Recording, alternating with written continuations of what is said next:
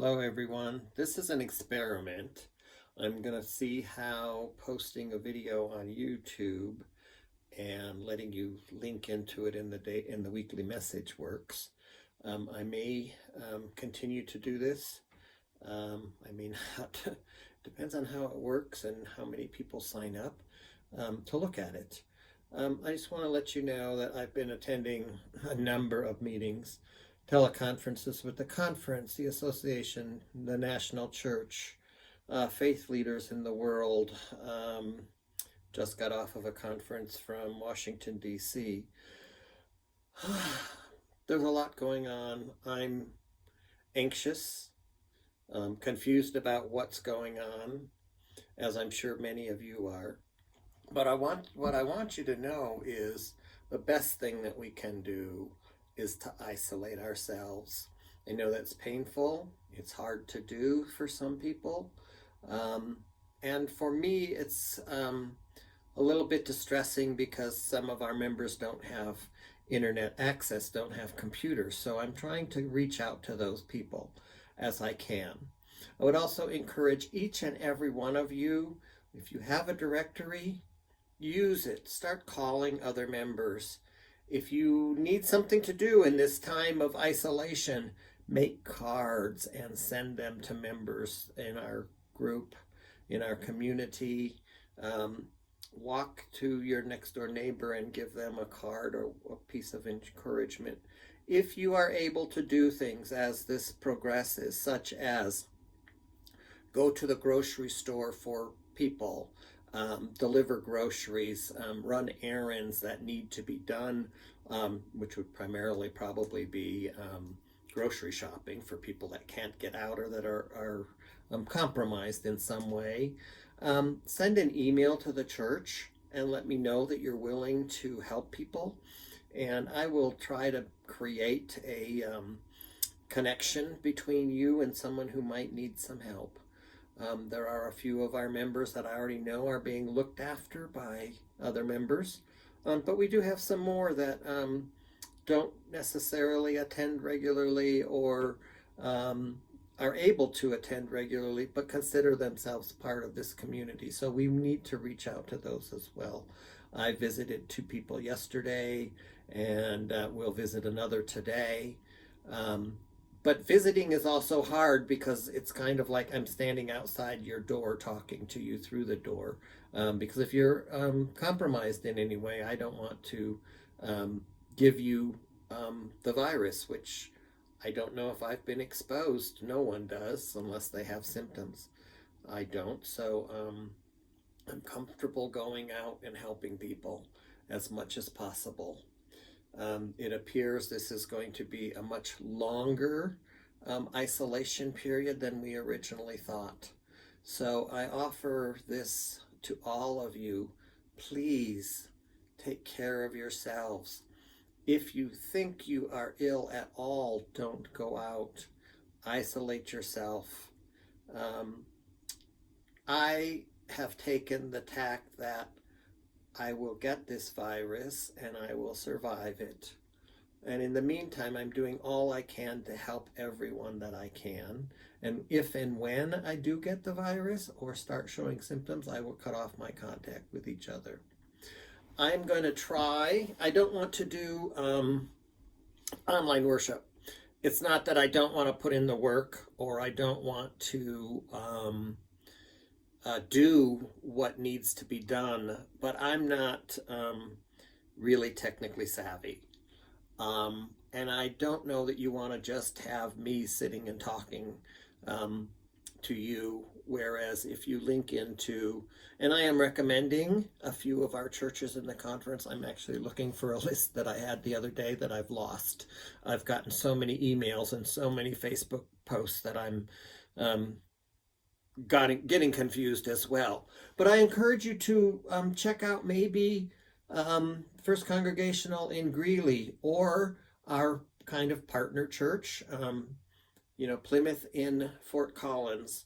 They have a very robust online presence. They have the music and the hymns and all parts of a worship service. And so I encourage you to do that. Also go to the Rocky Mountain Conference webpage, and they have a list there of churches that are doing online services. I, like a number of other small churches with a small congregation and a number of people who don't have internet access, are not going online but are doing recommendations. For those people who do not have internet access, I'm going to try and put out like the weekly newsletter, weekly update that I, had not really thought about, that there are people that don't get it, aren't on social media, don't have internet, don't have a computer. So I'm going to also work on getting something typed up as I do the weekly update to maybe hand deliver to them or mail to them.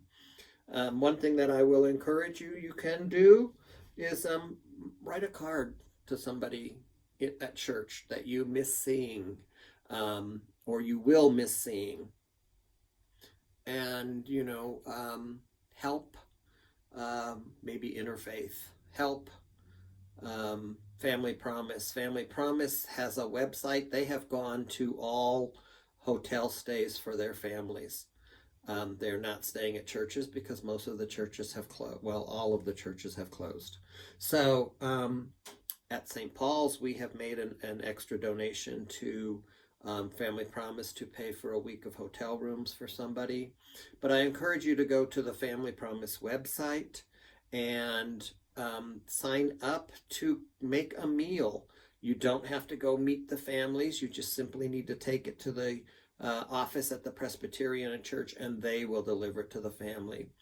They are also a diaper and wipe point for the city, and unfortunately many people have used up all the wipes. So if you happen to have wipes or diapers at home that you don't need anymore, or you have the opportunity to order some or to see some at the at the store, and can deliver them to the church, to the office of Family Promise, it would be greatly appreciated. Some of our members who rely on Interfaith Good Samaritan for food pantry, there are changes to the food pantry at Interfaith Good Samaritan.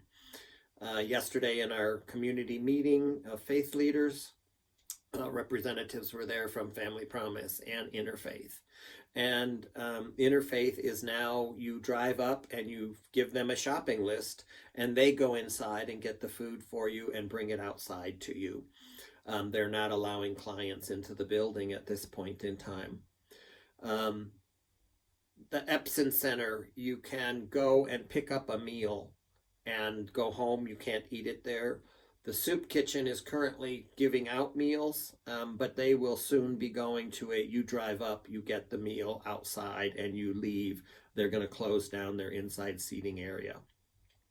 What that potentially means for Epson Center and for the Soup Kitchen is that they might potentially need more volunteers inside to help create and cook the foods and create the box lunches.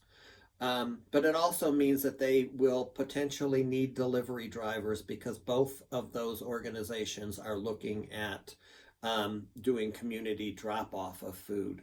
So if you are inclined, healthy, have a car, can help create food boxes or deliver them, please get in touch with Meals on Wheels, Interfaith, Good Samaritan, or the Epson Center, or the Soup Kitchen.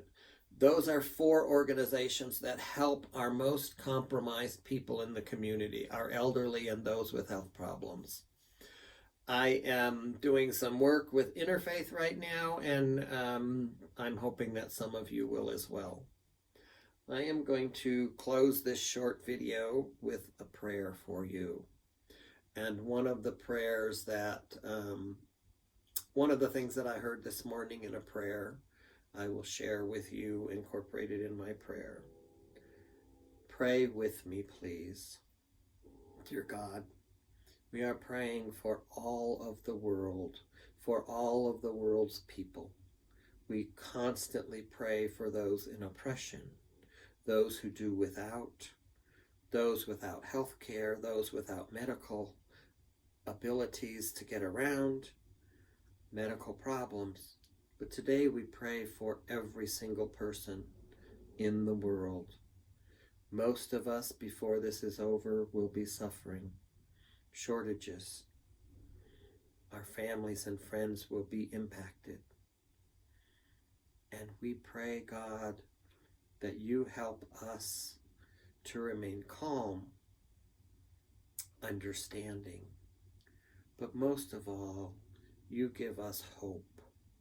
Hope for what will happen at the backside of this, hope for our families and our friends, and hope for our community. I will try to post updates, so check out the YouTube page in the future. Blessings. Amen.